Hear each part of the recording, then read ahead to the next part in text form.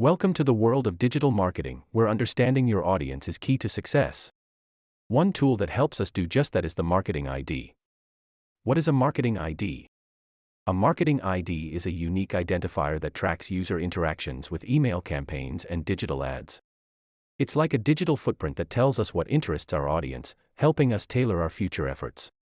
Now, let's dive into setting up marketing email IDs, a crucial step for any effective email campaign.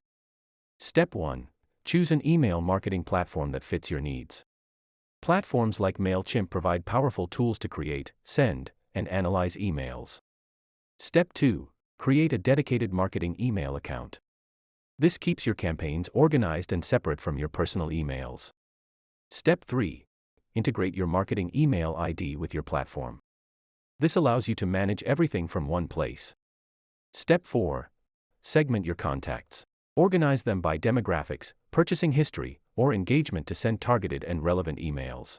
Step 5. Set up tracking. Enable settings in your platform to attach unique marketing IDs to links in your emails, helping you see what captures interest.